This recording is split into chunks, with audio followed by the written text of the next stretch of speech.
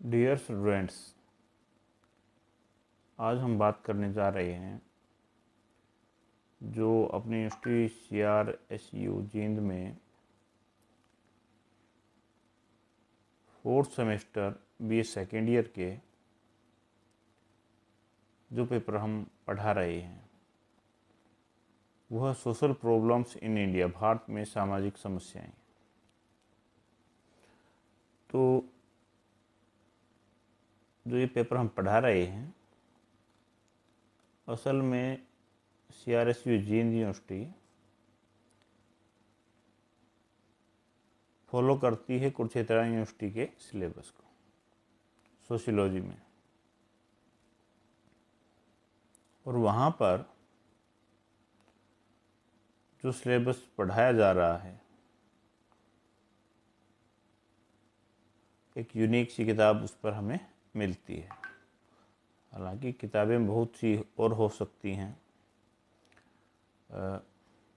जिनमें social problems एक बहुत फेमस बुक है राम आहूजा की, लेकिन समस्या कहाँ आती है कि एक इंटीग्रेटेड सा सिलेबस हमें नहीं मिल पाता। जो राम आहूजा की भारत में सामाजिक समस्याएं पुस्तक है उसमें दूसरे बहुत से टॉपिक दिए हुए हैं। तो हमारे बच्चों को चाहिए एक ऐसी पुस्तक जिसमें उनका सिलेबस भी कवर हो जाए और ज़्यादा उनको मेहनत ना करनी पड़े दूसरे तरीके की सिलेबस को लेकर। तो आज मैं वो आपको किताब भी दिखाऊंगा कि भाई कौन सी किताब आप ले लें। हालांकि ये कोई पेड प्रमोशन नहीं है कि मैं किसी पुस्तक को कम आंक रहा हूँ या किसी पुस्तक को ज़्यादा आंक रहा हूँ, ना, ऐसा कुछ नहीं है। जो पुस्तक मैं बता रहा हूँ असल में हरियाणा में वही चलती है अधिकतर UG के सिलेबस में, क्योंकि जो सिलेबस है एग्ज़ाम के हिसाब से जो दिया गया, जो टॉपिक सेलेक्ट किए गए हैं वो इसमें होते हैं जो यूनिवर्सिटी ने प्रेस्क्राइब सिलेबस है। तो आज हम वो सिलेबस और वो पुस्तक दोनों ही चीज़ों को थोड़ा देखते हैं।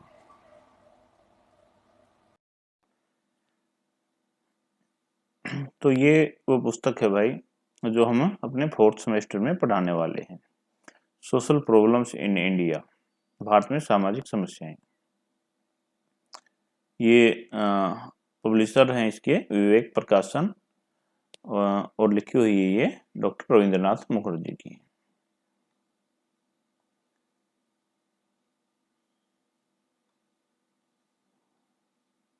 तो अब हम आते हैं सिलेबस के ऊपर कि जो हमारा सिलेबस है असल में उद्देश्य तो मेरा सिलेबस से ही है कि वह सिलेबस से हम रूबरू हो जाएं कि कौन कौन से टॉपिक हम पढ़ने वाले हैं।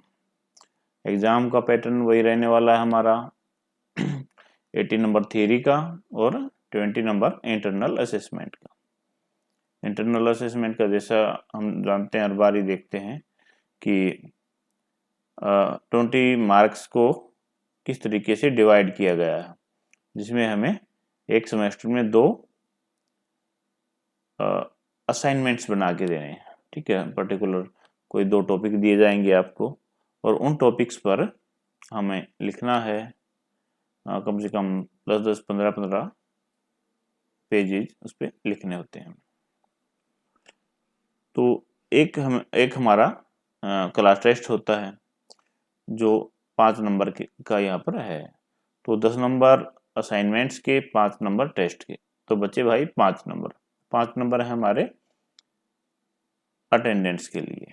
ठीक है, तो उसमें डिवीजन किया गया है कि अबोव 60, 70, 85 to 90, तो इस तरीके से वहाँ पर डिवीजन है कि भाई किसको 1 नंबर देना है, 2 नंबर देना है, 5 नंबर देना है, वो अटेंडेंस के हिसाब से ही होगा।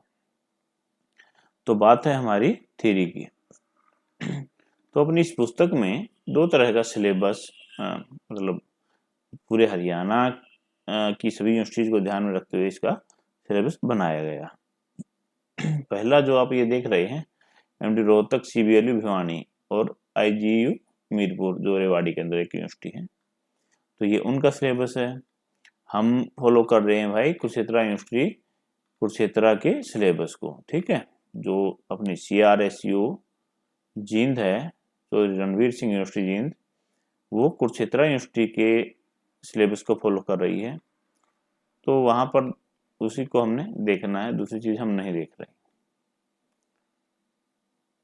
हालांकि जो महर्षि दयानंद विश्वविद्यालय रोहतक है और कुरुक्षेत्र विश्वविद्यालय कुरुक्षेत्र है, और जो दूसरी यूनिवर्सिटीज हैं हरियाणा की, सभी बहुत ज़्यादा फर्क नहीं है उनके सिलेबस में। फर्क थोड़ा सा है कि किसी ने एक दो टॉपिक को इधर उधर कर दिया हो, बस, ज़्यादा नहीं है। तो चलो अपने सिलेबस पर आते हैं। तो वही 4 पार्ट अपने पास सिलेबस के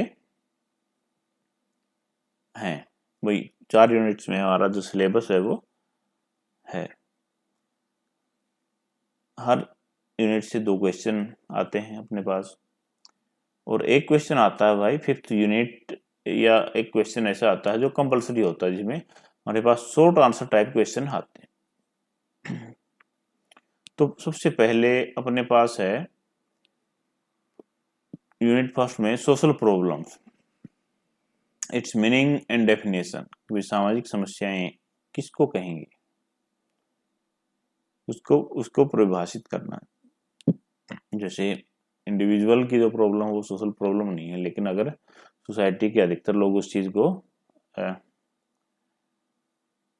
फेस कर रहे हैं, उस समस्या को, तो उसको मानना जाए सोशल प्रॉब्लम। इंडिविजुअल की नहीं, बल्कि अधिकतर लोग जिस समस्या से ग्रस्त हैं, जैसे सोशल प्रॉब्लम क्या क्या हो सकती है भाई, डाउरी हो सकती है, फीमेल पिटिसाइड हो सकता है, ब्लैक मनी हो सकती है, ठीक है, सुसाइड है, and many more, domestic violence, जो भी समस्याएं हैं अपने आसपास हम देख रहे हैं, सुन रहे हैं, वो सारी समस्याएं सामाजिक समस्याएं, क्योंकि वो एक आदमी को प्रभावित नहीं कर रही, वो समाज को प्रभावित कर रही हैं।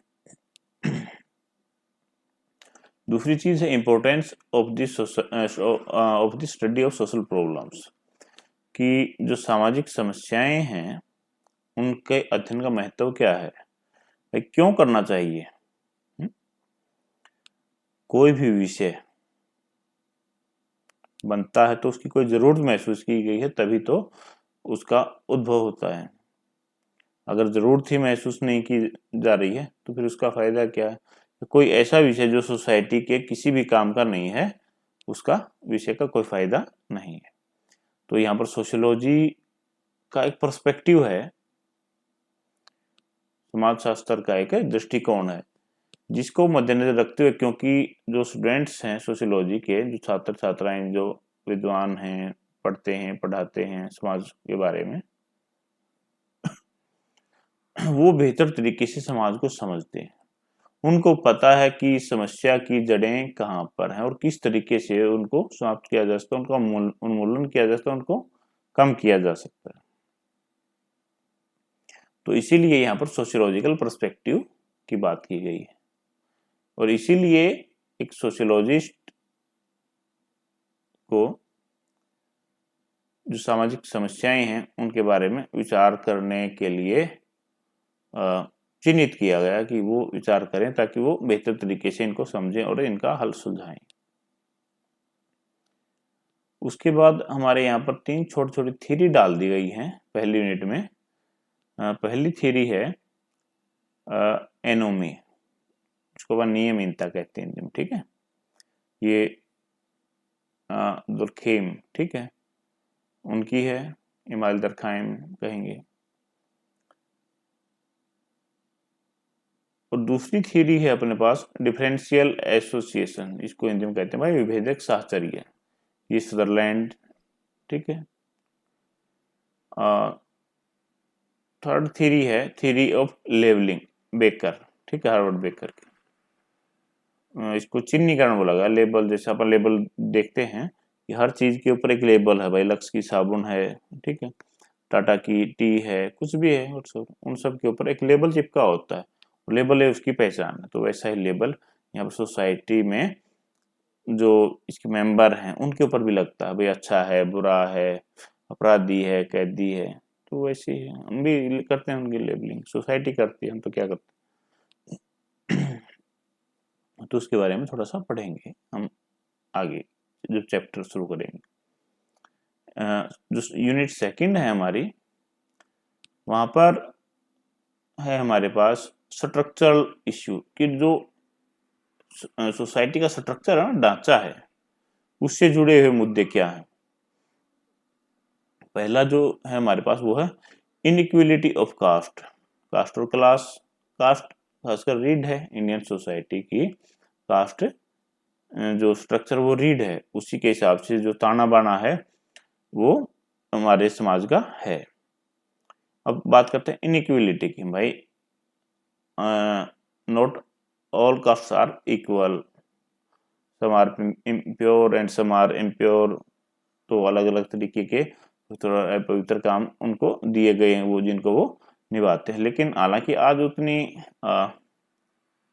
प्योरिटी और इम्प्योरिटी वाली बात उनमें है नहीं, जातीय बाध्यता एक तरीके से खत्म हो रही है, क्योंकि जो काम है उनके, जो ट्रेडिशनल ऑक्यूपेशन जिसको हम कहते हैं, वो खासकर उनसे जुड़े हुए चीजें थी, लेकिन धीरे धीरे चीजें वो कम हो रही है क्योंकि चेंज है, वो तो आ ही रहा है। एक चीज है क्लास, इंडियन सोसाइटी के अंदर क्लास का भी एक है, ठीक है ना, क्लास भी एक चीज है। जैसे जहां पर हमने बात की है कास्ट की, तो कास्ट क्या है? कास्ट तो एक कास्ट इन क्लोज्ड सिस्टम, और क्लास क्या है? Class is an open system. जाति तो बंद व्यवस्था है और वर्ग क्या खुली व्यवस्था है एक तरीके की, जहां पर इकोनॉमिक और जो दूसरे बेसिस हो सकते हैं क्लास के अंदर। क्लास में तो आदमी अपनी इकोनॉमी के हिसाब से अप डाउन हो सकता है, लेकिन जो कास्ट का स्ट्रक्चर है ना, वो बदलता नहीं। कास्ट का स्ट्रक्चर, कास्ट का स्ट्रक्चर एक जैसा ही रहता है। भाई अपनी जाति में कोई व्यक्ति ऊपर नीचे हो सकता है, लेकिन वो अपनी जाति को तोड़कर दूसरी जाति में प्रवेश नहीं कर सकता, ना ही उसको कोई करने देता। संरचना में एक चीज है जेंडर एंड एथनिसिटी। जेंडर के बारे में हम क्या समझते हैं कि जेंडर, यहाँ पर केवल जेंडर है, ये दो चीजें यहाँ पर। जेंडर को समझने के लिए हमारे पास दो चीजें हैं, सेक्स और gender. Sex is an biological indicator, जैविक ये निर्धारक है जो बताता है भाई कोई पुरुष है या महिला है। भाई जो चीजें हम पुरुषों से अलग हैं, उसके पास जो प्रजनन से संबंधित है, उसके पास अलग से, जिससे हम उसकी पहचान कर सकते हैं कि वो पुरुष है या महिला है। दूसरी एथनिसिटी, ठीक है। अच्छा, बात जेंडर पे ही थे, तो जेंडर सेक्स एक अलग चीज है, बायोलॉजिकल इंडिकेटर जो पहचान करता है भाई महिला पुरुष की, स्त्रीलिंग पुल्लिंग जिसको बात करते हैं। जेंडर, जेंडर क्या चीज है? जेंडर जेन सोशियो कल्चरली कंस्ट्रक्ट, सामाजिक सांस्कृतिक रूप से गढ़ा गया है ये। महिलाएं क्या लड़की की तरह रो रही हो? हम बेटे को खेलने के लिए गुड्डे गुड़िया नहीं देते हैं, बंदूक ला के देते हैं, तलवारबाजी, या किसी को ऐसा कहना क्या लड़कियों की तरह रो रहे हो, ये क्या? यही चीजें जेंडर कंस्ट्रक्ट करती हैं भाई। पहचान बना दी ना हमने कि भाई लड़कियां क्या करेंगी, गुड्डे गुड़िया से खेलेंगी, उनको किचन में मम्मी का हाथ बटाएंगी। बेटे क्या करेंगे, जो लड़के हैं कोई गेम खेलेंगे, कुश्ती, कबड्डी, क्रिकेट, बंदूक से खेलेंगे, गुड्डे गुड़िया से नहीं खेलेंगे। लड़कियों की तरह रोना एक वीक पॉइंट बता दिया है लड़कियों का, जो उस चीज को अलग अलग कर देता है, मतलब उनके जो रोल ही है उन्हीं को उनको ही अलग कर देता है। तो ये नेचर ने जेंडर को नहीं बनाया, सेक्स को बनाया, लेकिन जेंडर को किसने बनाया? सोसाइटी ने ही कंस्ट्रक्ट किया। एक चीज है एथनिसिटी, निर्जातीयता। बहुत से बच्चे एथनिसिटी और जो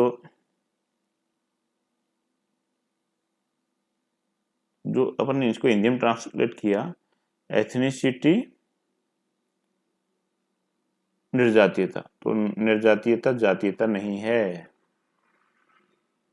ये एक आदमी की नस्ल की पहचान है। नस्लों से में बटा हुआ ना आदमी भी एथनिक तरीके से अलग अलग ग्रुप हैं, ठीक है, तो वो बटा हुआ है उस लिहाज से। एक चीज है कम्युनलिज्म, तो संप्रदाय क्या संप्रदायवाद, ये भी एक सोशल प्रॉब्लम है, संप्रदाय के आधार पर हम बटे हुए हैं। एक प्रॉब्लम हमारे पास है प्रॉब्लम ऑफ माइनॉरिटीज। माइनॉरिटी क्या चीज है? जो संख्या में कम है, उसको हम माइनॉरिटी बोल रहे हैं। अगर इंडिया का अगर हम कॉन्टेक्स्ट में देखते हैं तो मुस्लिम हमारे लिए माइनॉरिटीज हैं, जो सिख हैं, ईसाई हैं, सारे क्या हैं? माइनॉरिटीज हैं, ठीक है। तो उनकी अपनी प्रॉब्लम है भाई, कहीं भाषा को लेकर, कहीं क्षेत्र को लेकर, तो उनकी भी समस्याएं हैं। कहीं उनको जो इक्वेटिन का रिजर्वेशन इत्यादि जो पार्ट है, चाहे पॉलिटिक्स में है, चाहे एजुकेशनल इंस्टीट्यूशन में है, जॉब में है, वो नहीं मिल पाता, तो उनकी अपनी समस्याएं हैं। अच्छा, फिर यूनिट थर्ड जो अपने पास है वो है प्रॉब्लम्स एंड इश्यूज।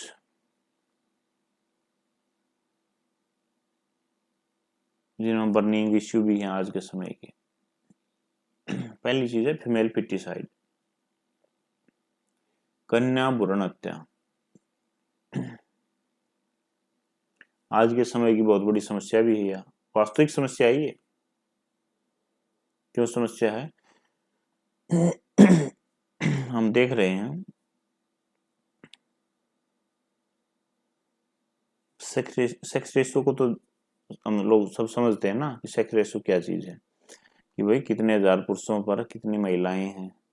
वो अपने खासकर हरियाणा में तो बैलेंस काफी बिगड़ा हुआ है, और इसी का परिणाम है कि हम जो अक्रॉस रीजन मैरिजेज की बात करते हैं, उसमें अक्रॉस रीजन मैरिजेज कमर ह्यूमन ट्रैफिकिंग ज्यादा है, कि बाहर से वधुओं को खरीद कर लाया जाता है भाई, कहीं बिहार से, वेस्ट बंगाल से, हिमाचल से, तो जो और पॉपुलेटेड से एरिया हैं या जहाँ पर महिलाओं की संख्या अधिक है, तो वहाँ से क्या है, यहाँ पर वो लाई जाती हैं, ठीक। तो ये इसके लिए जिम्मेदार कौन है? हम सब जिम्मेदार हैं। फीमेल फिटिसाइड इसके लिए जिम्मेदार है कि गर्भ में पता लगा कर कि महिला जो बच्चा पल रहा है वो कन्या है, तो उसको मरवा देना गर्भ में ही, ठीक है। दूसरी चीज है डाउरी की। डाउरी की एक बड़ी समस्या है। आए दिन हम अखबारों में देखते हैं कि भाई किसी ने क्रेटा कार मांगी, किसी ने कुछ। देने वाला भी अपनी शान समझता है, अब लेने वाला एक ऐसा समझता है कि उसने अपने बेटे के ऊपर कि पढ़ाई लिखाई पर जो खर्चा किया वो सारा वसूल ले लड़की वालों से। तो ये भी एक बहुत बड़ी चीज है। क्या हम अपने बेटे को बेच तो नहीं रहे हैं ना? तो ये चीजें भी गलत हैं सोशियोलॉजिकल पर्सपेक्टिव से, ऐसा नहीं होना चाहिए। इसका एक उचित समाधान होना चाहिए, और समाधान कौन करेगा? उसके लिए तो आप अपने तरीके हैं भाई, जो लव मैरिजेज हैं या ऐसी चीजें कम करेंगी, जो यंग जनरेशन है वो कम करेगी। एक चीज है फिर अपने पास डोमेस्टिक वायलेंस। डोमेस्टिक वायलेंस क्या चीज है? घरेलू हिंसा जिन्हें कहें। घरेलू हिंसा क्या है? अधिकतर कौन फेस कर रहे हैं? घरेलू हिंसा को फेस करता है भाई महिलाएं ही फेस कर रही हैं। उन्हीं के लिए शब्द यहाँ पर लिखा गया है डोमेस्टिक वायलेंस, कि महिलाएं ही भाई इस चीज को फेस कर रही हैं। वो घर की चारदीवारी में, जरूरी नहीं है चारदीवारी में, हो सकता कि चारदीवारी से तो प्रेरित तो वहीं से है, लेकिन वो लड़ा ऑफिस में जाके, हो सकता है ये एक जगह काम कर रहे हैं तो जो पुरुष है, जो पति है, वहां पर महिला का काम न रोक दे या कोई टांग अड़ा हुआ वहां पर भी, तो ये भी एक तरीके की डोमेस्टिक वायलेंस ही है। ठीक है ना, जरूरी नहीं कि मार पिटाई करनी है, वर्बल भी हो सकता है। तो डोमेस्टिक वायलेंस।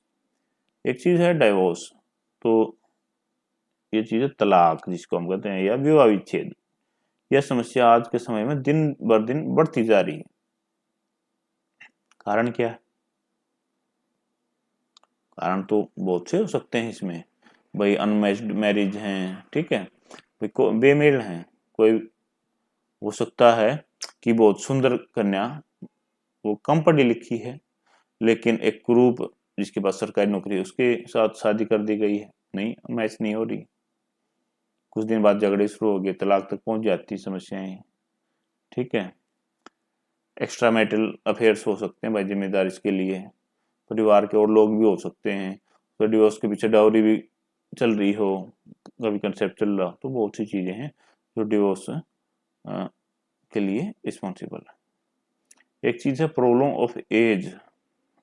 एज तो मतलब है अपना यहाँ पे जो ओल्ड एज हैं, जो वृद्ध हैं, उनकी समस्याएं।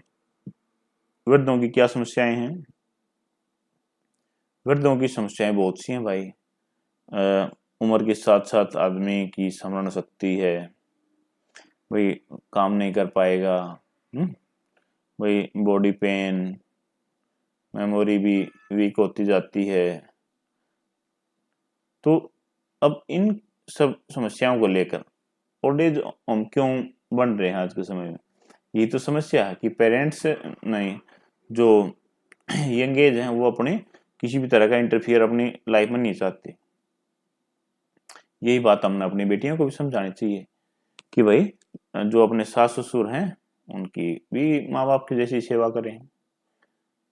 हालांकि समझाते तो हैं, ऐसी बात नहीं समझाते, लेकिन फिर भी कहीं ना कहीं से ये समस्या है कि उनकी उतनी केयर नहीं हो रही है जितनी की जानी चाहिए उम्र के हिसाब से उनकी, तो प्रॉब्लम बढ़ती जाती है और ओल्ड एज होम अस्तित्व में आते जाते हैं कि एक टाइम के बाद उनको वहां पर धकेल दिया जाता है। ऐसा नहीं होना चाहिए। एक चीज है अपने सामने फिर जो यूनिट 4 है अपनी, वहां पर है सोशल डिसऑर्गेनाइजेशन, सामाजिक विघटन। दो तरह की चीजें हैं, एक ऑर्गेनाइजेशन और एक डिसऑर्गेनाइजेशन, संगठन और विघटन। हालांकि चीजें तो दोनों ही चलेंगी सोसाइटी में, नदारद नहीं कर पाएंगे एक को, दोनों ही चलती हैं, लेकिन बैलेंस नहीं बिगड़ना चाहिए कि भाई डिसऑर्गेनाइजेशन वो 70%, 80% एंड अब उस तरीके का ना हो। अगर ऐसा होगा तो फिर समाज तो टूटेगा ही। तो सोशल डिसऑर्गेनाइजेशन में अपने पास जो टॉपिक है वो है पहली समस्या क्राइम की। क्राइम अपन देख रहे हैं दिन ब दिन कितने क्राइम बढ़ रहे हैं। क्या क्या क्राइम बढ़ रहे हैं? जैसे ये सारे क्राइम ही हैं, वे किसी का मर्डर कर दिया, rape, gang rape and many more. ठीक है, बैंक लूट लिया, डकैती कर ली, सब क्राइम ही है। ठीक है, एक दूसरी चीज है जुवेनाइल डेलिक्वेंसी। जुवेनाइल डेलिक्वेंसी अपन कहते हैं बाल अपराध को। क्रिमिनल कौन है? जो 18 साल तो ऊपर का है, 18 साल से अधिक जो है वो क्रिमिनल है, लेकिन 18 साल से कम की आयु का है वो क्रिमिनल नहीं है, वो जुवेनाइल डेलिक्वेंट है, वो बाल अपराधी है, उसको बोफुल जेल में रखा जा सकता है, जो उनके लिए है, क्योंकि क्रिमिनल ने जो क्राइम किया वो सोच विचार के किया, उसके दिमाग में पूरी तस्वीर है कि वो ऐसा करेगा तो क्या क्या हो सकता है। लेकिन जो जुवेनाइल है दिमाग में ऐसा नहीं है, या बहुत उसमें सुधरने के चांस ज्यादा है जुवेनाइल के, तो सुधार पर ज्यादा जोर है, सजा पर कम। लेकिन क्राइम में सजा पर भी जोर होता है, जैसा उसने क्राइम किया उसी लिहाज। तो ये चीज है। एक चीज है करप्शन। करप्शन भ्रष्टाचार अपन इसको बोलते हैं कि भ्रष्टाचार क्या चीज़ है, करप्शन क्या, हर जगह ही देख रहे हैं कि करप्शन, चाहे अपन कोई दफ्तर का काम करा रहे हूँ, ऑफिस का, हमने कुछ कोई भी काम कराना है, ठीक है, हर जगह चाहे हम खुद अपनी मर्जी से दे रहे हैं कि हमारा काम जल्दी हो जाए, हम बढ़ावा दे रहे हैं उस चीज़ को, वो गलत है। नौकरी के लिए दे रहे हैं, वो गलत है। तो ये करप्शन, ये भी सोसाइटी के अंदर एक गंभीर समस्या है। फिर एक चीज़ है ड्रग एडिक्शन।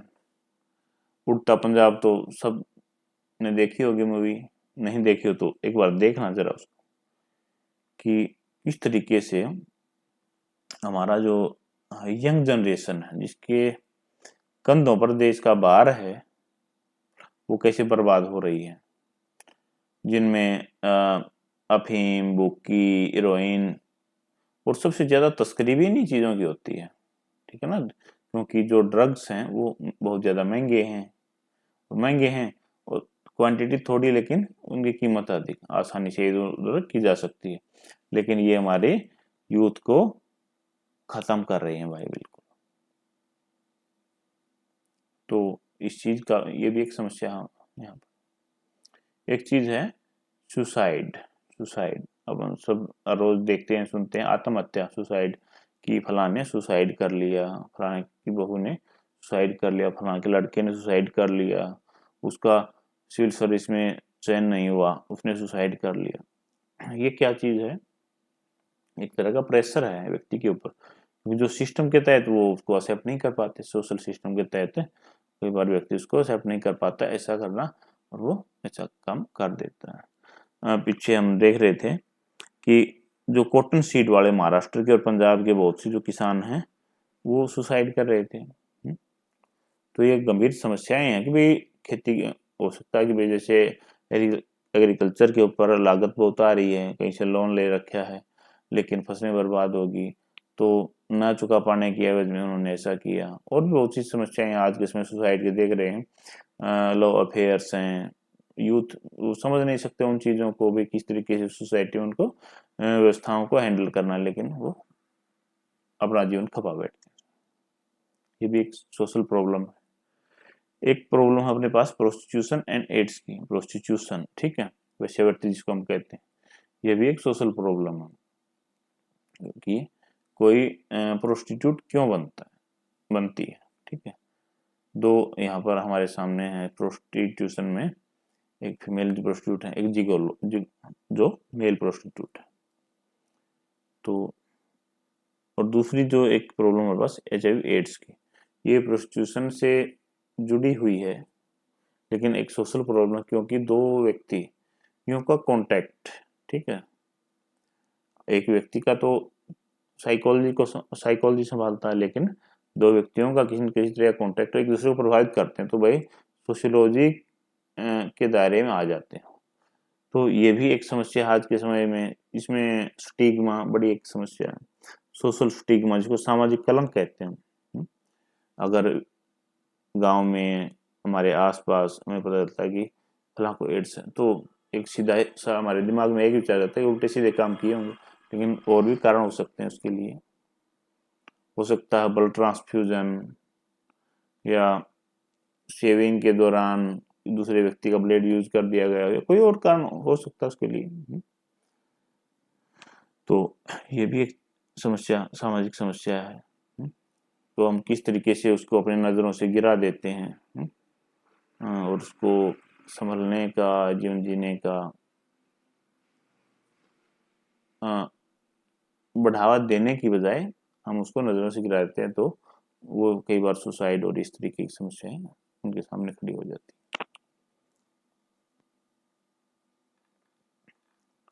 तो ये था भाई अपना सिलेबस। फिर एक जो अपना कंटेंट है, विशेष सूची, उस पर एक सरसरी नज़र ले लेते हैं। ये दे रखी विशेष सूची भाई किसकी? MDU रोहतक, CBLU भिवानी और IGU मीरपुर। अब अपने की तरफ बढ़ते हैं कि हमारे कौन कौन से टॉपिक हैं। ये अपना है कुरुक्षेत्र यूनिवर्सिटी, CRSU जींद और CDLU सिरसा, ये अपना टॉपिक वही हैं, लेकिन यूनिट में थोड़ी सी हेर फेर है कि फर्स्ट यूनिट में कौन कौन से चैप्टर डाले गए, सेकंड में कौन से डाले गए। तो वो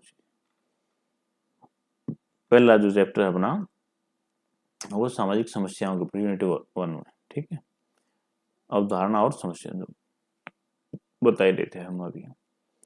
फिर अपनी यूनिट में जो सेकंड चैप्टर है वो है विसंगति का, एनोमी। थर्ड है सर्लेंस डिफरेंशियल एसोसिएशन थ्योरी। फिर एक है थ्योरी ऑफ लेवलिंग, बेकर का जो। तो पहली यूनिट में ये चीजें डाली गई हैं, लेकिन ये जैसे अपने को पहला चैप्टर तो पहले पेज पे मिल रहा है, जो सेकंड चैप्टर अपने हिसाब से बनना चाहिए वो 225 पे बन रहा है, जो थर्ड है वो 232 पे बन रहा है, और जो फोर्थ है वो 235 नंबर पेज पे बन रहा है। तो ये उस हिसाब से यूनिट का डिवीजन है थोड़ा अलग। यूनिट सेकंड में अपने पास है स्ट्रक्चरल इश्यू, जो अपन बात करी है अभी, जाति वर्ग और लिंग की असमानता के बारे में। फिर इसी में यूनिट सेकंड का जो एक चैप्टर है वो है एथनिसिटी या निर्जातीयता। इसी में एक चैप्टर है सांप्रदायिकता या कम्युनलिज्म के बारे में, और एक है माइनॉरिटीज के ऊपर। यूनिट थर्ड में क्या क्या है अपने पास, female foeticide, dowry system, domestic violence, problem of age और डाइवोर्स। यूनिट फोर्थ में अपने पास है crime, juvenile delinquency, corruption, drug addiction, suicide, prostitution, AIDS. मतलब एक तरह, जो एक तरह की समस्याएं हैं उनके लिए एक अलग यूनिट है, एक अलग तरह की समस्याओं के लिए अलग यूनिट है। बर्निंग इश्यू कौन से हैं, वही कॉमन इश्यू कौन से हैं, तो उनके हिसाब से हमें को देखा और समझा जाना चाहिए। तो आज के लिए यही।